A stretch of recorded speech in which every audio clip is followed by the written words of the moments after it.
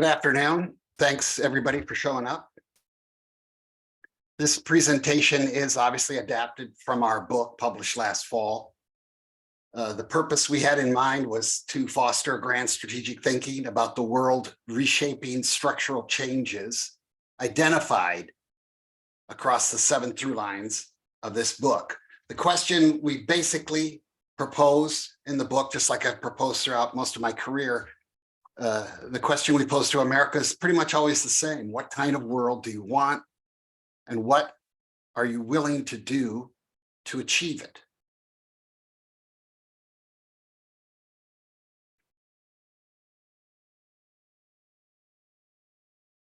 I am admittedly a 30,000-foot view guy. I believe in broad framing any issue. That means looking at it over the very long run, start to finish, and across domains.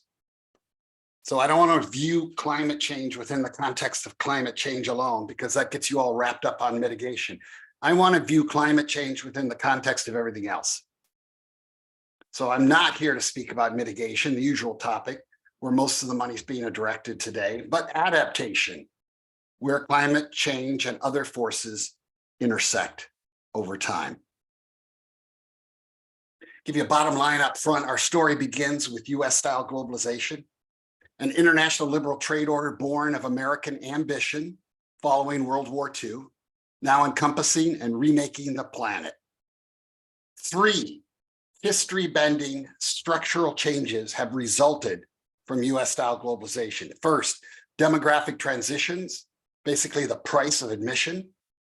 Second, climate change is the mother of all unintended consequences. And then third, the prize, for the first time in human history, a majority global middle class. Alone, each would herald a new world era. Together, they compel unprecedented North-South integration, in effect, a new international economic order in the making.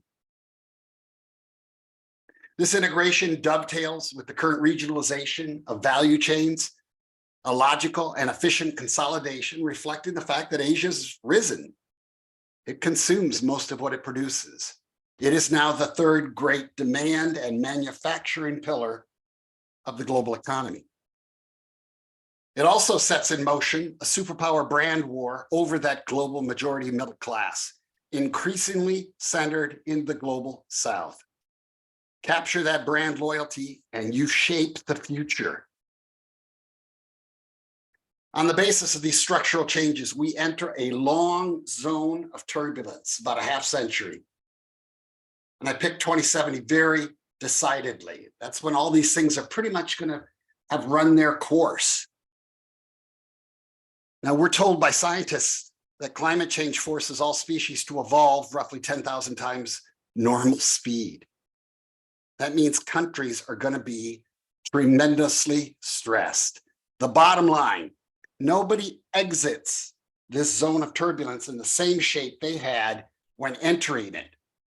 Political change at even a tiny fraction of that evolutionary speed, that's historically known as revolution.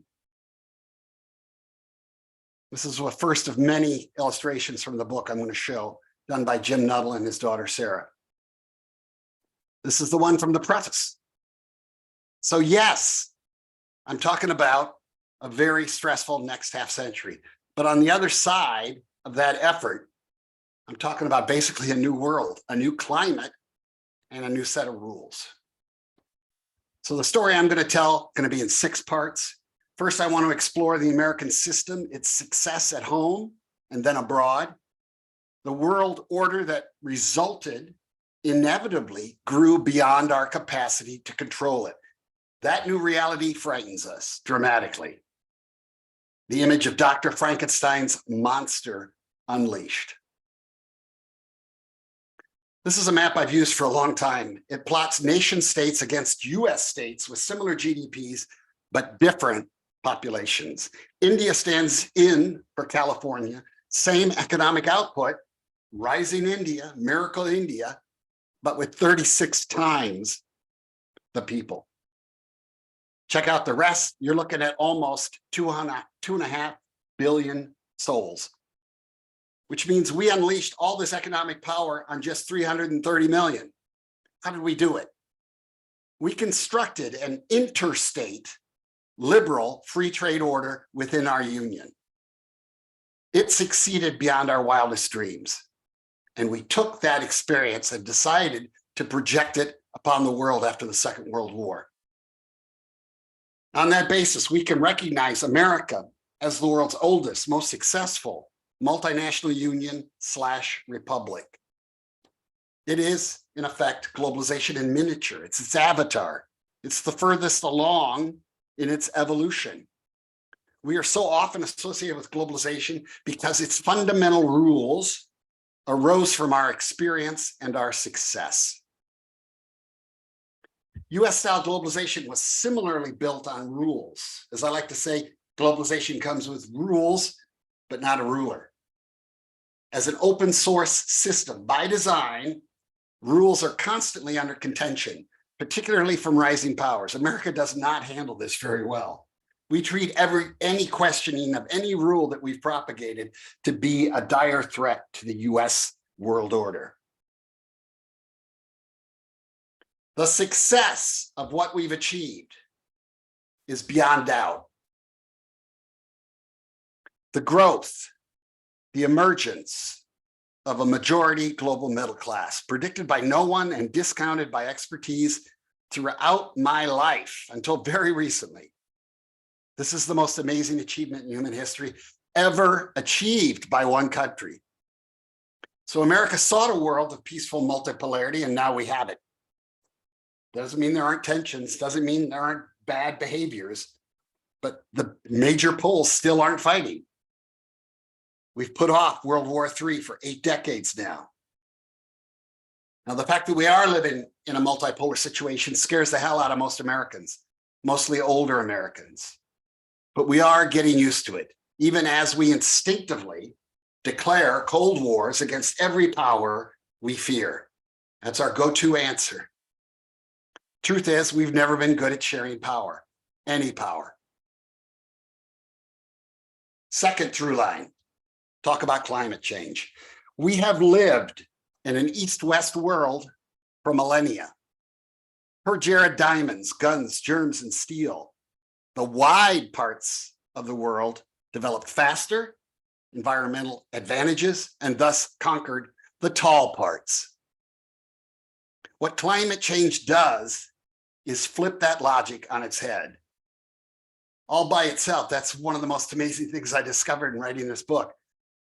In a world subject to north-south integration, it is better to be tall and thin as a continent.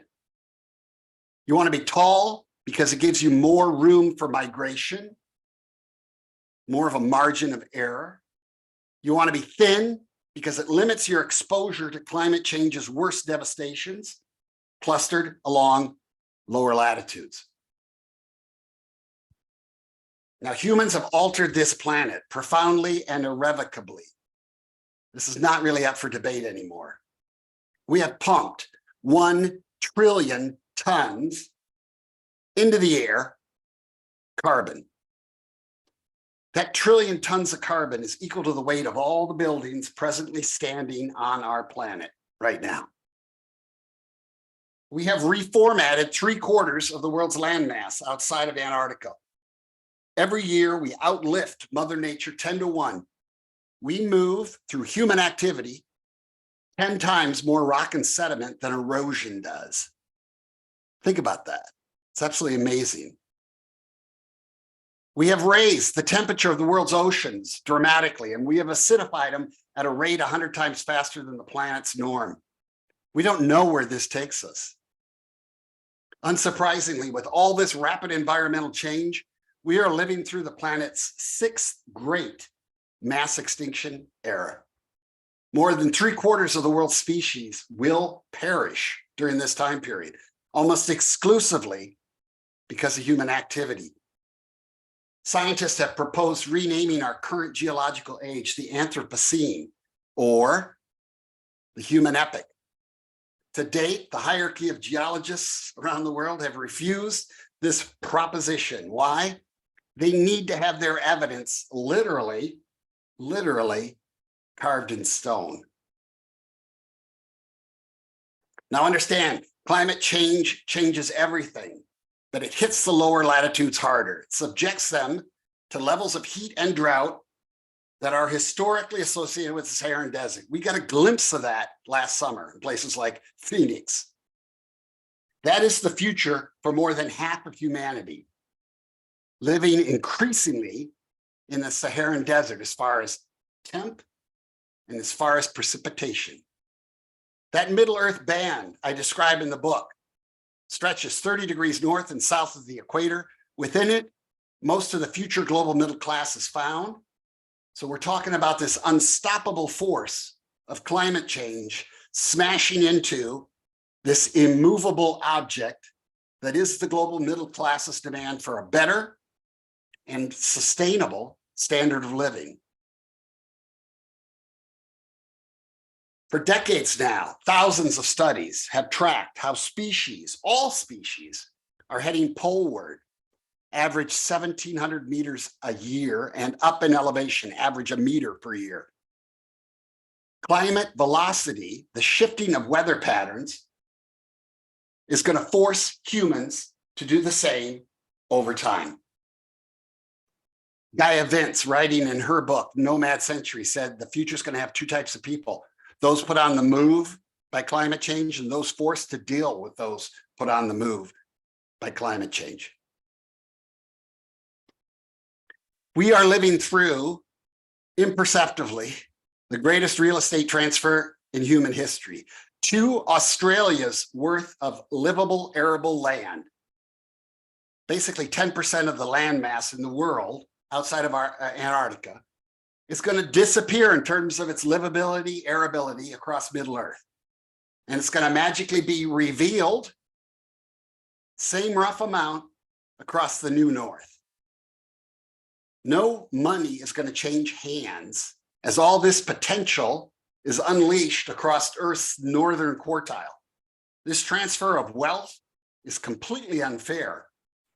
The rich getting richer, those who created climate change benefiting from it. So climate change is triggering now already, and increasingly in the decades ahead, the greatest human migration in history. That compels north-south integration, despite the great frictions involved. The South is full of need. The North looks at this problem and calculates cost. The logical, humane, most profitable goal: limit impact across Middle Earth, boost the resiliency of local populations, keep as many of them in place as nature and technology will allow. The usual approach: economic aid, always too little; foreign direct investment, often too late. Private money hates uncertainty, and Middle Earth is going to have uncertainty in spades. So how do you create certainty? It's going to take a lot of integration led with political bodies. Governments across Middle Earth, many are going to see their farming shrink. They're going to see their cities swell. Instability will result. Many governments will fail. Some portion of them will survive, but it won't be easy. The small ones in particular are going to be incredibly vulnerable. Those that fail will be perceived by northern states oftentimes as threats, if only for generating climate migrants. Instability will also breed dangerous transnational actors and activity. Interventions are inevitable. The big question for climate migrants: should I stay or should I go? Pushed off the land, shoved into cities that can't accommodate them, these people fall victim to bad actors and the exploitation of the informal economy, black markets, transnational criminal organizations. When I, the climate migrant, can't take it anymore, I try the next country over. And when that fails me, I head north, no matter the costs or the danger to my loved ones. The North must respond, resettle or repel Saudi forces not too long ago, massacred hundreds of Ethiopian climate migrants at the border with Yemen trying to cross over. The Italian Coast Guard lets a ship sink in the Med, 250 plus migrants aboard. The US governor proposes shooting these quote unquote invaders as they cross the Rio Grande. This dark future is already revealing itself. This sort of killing, it's already begun. This situation, as profound as it's going to be, calls for a whole of government response, a whole of nation response. The North needs to integrate the South, offering membership in larger unions, and on that basis, socializing the latitudinal risk. That political integration creates certainty that foreign direct investment craves. Extending security networks negates threats at the source. The Chinese are doing this. Resilient populations are able to stay in place. Northern superpowers are going to work their own vertical slice because pain prioritizes. China's not going to care about what's crossing the Rio Grande. America ultimately doesn't care what crosses the Med. You're going to care about what's happening in your slice of the world. Let's talk through line 3. Setting in motion a demographic dividend, successfully exploiting it. It's an incredible task. It's also a one-way street. Once you start, there's no turning back. The balancing act of decreasing fertility while stockpiling elders. Japan struggles with that now, along with much of Europe.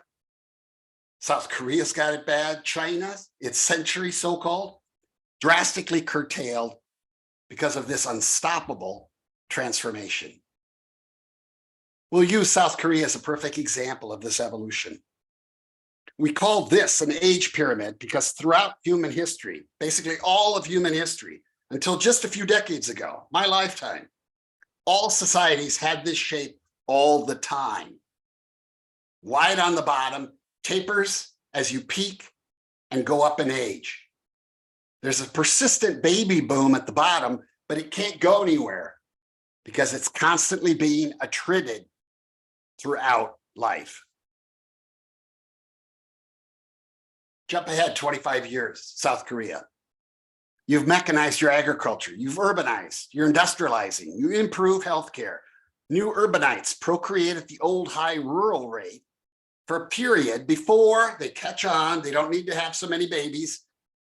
They start curtailing fertility to the new lower city rate. In the lag of time of that learning, you get an inordinately large generation created. That baby boom achieves escape velocity from early childhood and becomes a youth bulge, which frankly is scary for most countries. They fear crime, they fear revolution. If you succeed in industrializing and connecting your economy to global value chains, then you have successfully exploited what becomes your demographic dividend. So many workers in the middle there relative to so few dependents, top and bottom. It's the sought after diamond shape. But you need to make those global connections happen fast because before you know it, that diamond morphs into this unnatural shape, an age pyramid flipped on its head. At that point, your society is a wobbly top, so few to provide for so many. Nobody knows if this structure can be maintained other than through mass immigration. And I'll tell you, that's the secret of America's continued economic success. We regularly, consistently import cheap labor within the working ages of 15 to 64. And on that basis, we keep our demographic dividend artificially chugging along ad infinitum. It is a globalist conspiracy. Pass it along. Understand, throughout history, recent history, that demographic dividend has enabled the sequential rise of power after power, each of them believing they had a unique model of economic development that would rule the world forever, but then finding out when the next big source of cheap labor comes along, they get displaced. They lose their manufacturing. We can, for example, track the center of gravity in global manufacturing by following the demographic dividend. It is now centered in Southeast Asia, leaving China. India is next up. You're already seeing the headlines on this. If successful, India will be the prime integrator of Africa. Fourth through line, superpower brand wars. We enter this era of superpower brand wars, a competition for that global middle majority class, for its hearts and minds, or maybe just stomachs and wallets at first. Understand, this middle class is booming. In 2000, it was 2 billion souls. In 2020, it was 4 billion. Mid-century, it's going to be 6 billion. America, China, India lead the way, followed by the EU and Russia, who we can't discount because it's got all that land that's going to warm up. It is already a fierce competition among this quintet.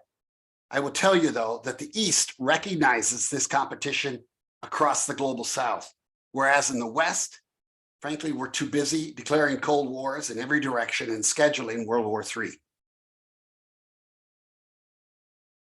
This superpower brand war is going to generate geopolitical orphans. Climate migrants, failed states will abound, creating the atmosphere of free agency, things in flux. Imagine such an era. Superpowers compete to win new members, all of whom face far better odds going it together with somebody than trying to go it alone. In such a period, bargains are going to get struck. New members are going to be admitted both individually and collectively.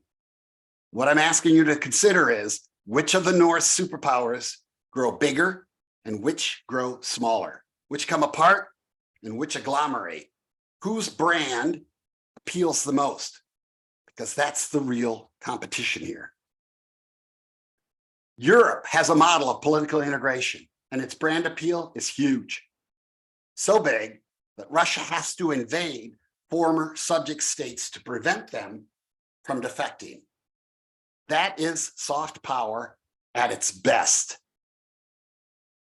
Europe has been growing all along and enjoys a sizable pipeline of applicants today. To me, this is winning that superpower brand competition. They choose you. You don't have to invade them. Putin is playing the 21st century using almost 18th century tactics. Old stuff for the Russian Empire, taking hostages along the borderlands, now designed to trap former Soviet republics in frozen conflicts, denying them entry into the EU and NATO. Russia remains predictably busy. The cost is becoming China's economic vassal, and to a certain extent, India's, because everybody loves a desperate seller. How you compete in this world depends on what game you imagine yourself playing. America tends to see a world of individual, discrete crises. And so it plays poker, upping the ante, for example, every time it sends a new batch of arms to Ukraine, daring Putin to match the pot. The Russians tend to play chess. They will waste pawns ad infinitum, meat waves, as they call them, just sending troops in knowing they're going to get wiped out, all while protecting the elite. China, meanwhile, plays go. While others are lost in conflict, rivalries, Cold Wars, whatnot, Beijing placing stones around a global game board, methodically conquering square by square, creating its alternative universe of supply chains.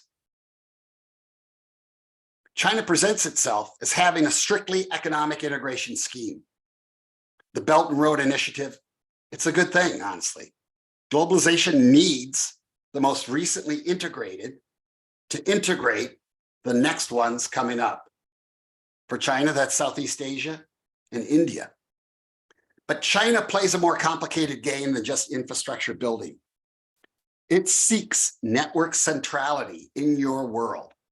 First in your smartphones, which they'll give away, then in your 5G networks, which they'll build at severe discount, then in your Internet of Things and your AI of Things. All these network penetration and domination strategies, neatly packaged Beijing's so-called safe city, smart city solution. You accept it as an emerging market because it's super cheap and it works just fine. However, down the road, you're going to find that China is operating secret police stations within your country. But by then it's too late because China has sucked you into its matrix. So I ask the question, what if grand strategy in today's digitalized, globalized world isn't about the big pieces? It's not about the heartland of Europe. What if your target is individuals, other nations' citizens? What if your goal is to capture their allegiance from within, basically body snatching them out of the body politic? You'd operate subnationally. You'd attack people at their nucleus, their identity. Once inside, you fracture that identity, capturing just enough to transmute their allegiances. Jim, after all, used to be such a normal guy until he started reading, watching, whatever. Now I can't talk to him. Once inside, you tap into all the identity layers, how they relate to others, transact, consume media, construct and exhibit and act upon a world view. Your entry point is easy. Capture their big data choke point, their smartphone. Now you can track them, feed them every second of every day. You've accessed their diary, their soul. You can collect big data at every stop, pouring it all into your AI predictive machinery. On that basis, improving and making your AI that much more powerful. We've all heard about how the AI companies are scouring the planet for new and more big data. That's what this global middle class ultimately represents. That's why China wants them. On the basis of all that AI power, you can anticipate their every need, their every thought, their every desire.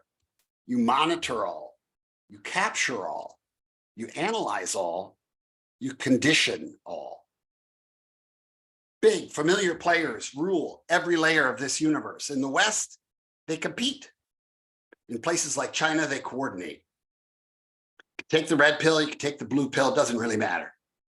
Once you're inside, they got you. China's ultimate goal is to create a worldwide version of their domestic social credit scoring system, a profound surveillance system that teaches every citizen to police themselves, and by doing so, prevent that all-important score from going down, making them suffer real-world consequences. Your score too low, you don't get that apartment. Your score too low, you don't get to travel home for the holidays. So it's making the state the ultimate arbiter. Are you liked or unliked? And your standard of living depends on how the state calculates that and how you respond to those incentives. China is building that matrix one country at a time, one safe city at a time, one citizen at a time. Here's a quick guide to this competitive landscape. If a nation is being sanctioned by the US, as most are, then China is definitely there. It is working its developmental magic. And if you think a foreign government can't capture your citizens, then I would say check out Vladimir Putin's hold on Trump's hardcore MAGA base. Which brings us to India's conundrum. China should be integrating India at speed, flooding it with FDI, but India is wary. America wants India to contain China, but this is a fool's errand. India needs China's help to rise, and China needs India to rise so we can keep going up the production ladder. The world needs India to rise, so India can integrate Africa next. Now let's discuss why the Western Hemisphere is deeply advantaged for this era of North-South integration, meaning it should unfold more easily here if we recognize and appreciate the historic opportunity. Reason number one, as measured by border change events, the West is by far the calmest regions of the world, historically and today. Like Arby, we have the beef when it comes to military power. On that basis, nobody has less to worry about than us. We are resource blessed. 13% of the world's population, Western Hemisphere, living on 45% of its fresh water. No surprise, all that extra water means we have food left over for export. This map says it clearly. The West feeds the rest. As for energy, our hemisphere lacks for nothing, truly needs nothing. Same for minerals. In terms of trade integration, intra-regional, the true West, I would argue, is ripe for nearshoring. We're hearing this all over the place. Compared to the EU and China, the US is far less integrated with its neighbors, even after 3 decades of NAFTA. To date, Latin America and the Caribbean woefully unintegrated with each other, with North America, leaving them no choice but to integrate with outside superpowers, most notably China, biggest supplier of FDI in the region, and the biggest trade partner of South America already. As for the stresses of racial integration implied, think about that new world, Amerindians, almost completely wiped out by European colonialism. White European settlers, bringing in enslaved Africans in the millions, importing cheap Asian labor. These 4 racial groups have been intermixing here in the hemisphere for the last half a millennium, resulting in a population where whites are already the majority minority. Why that matters? It speaks to America's own future and a glide path that today causes what I would argue is the bulk of our political polarization. So simply put, we have earned the right not to be scared of North-South integration along racial lines. A nice legacy of European colonialism. 4 languages are all you need to communicate in the Western Hemisphere, not dozens, not hundreds, just 4. A profound religious uniformity, 80% Christian, 60% Catholic. Compare that to Christian Europe's tension with Islam, or the deep complexity that is Asia's religious landscape. When it comes to the New North, we have Canada, best possible, while Europe and Asia have Russia, worst possible. When it comes to age disparities, North and South, ours is far smaller, makes it much easier. As for our politics, we are on average more democratic than the other 2 slices. And yeah, that helps a lot. In terms of superpower rivalries, we don't have one. Not like Europe dealing with Russia, China dealing with India. Finally, we got the best brand in the world. As much as we denigrate it, it's still the most attractive brand in the world. I'm going to wrap this up by proposing an America's First grand strategy, one that focuses on and makes distinct room for North-South integration in our hemisphere, however achieved.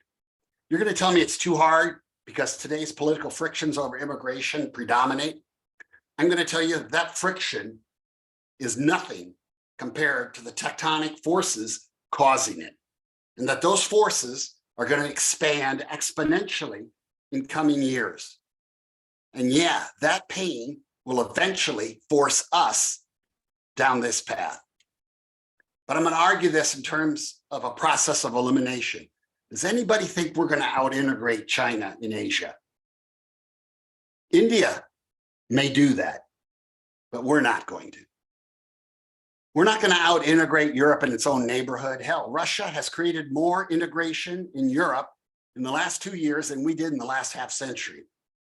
Do you think we're ever going to go back to trying to reorder the Middle East by ourselves, by force? Do you think we're going to end up being the great integrator and builder of note throughout urbanizing Africa? I'm telling you, the one place in the world where we have the advantages and the incentives to make this happen, it's in the Western Hemisphere. If we can't achieve it here, then we're not going to achieve it anywhere else. That's the brief.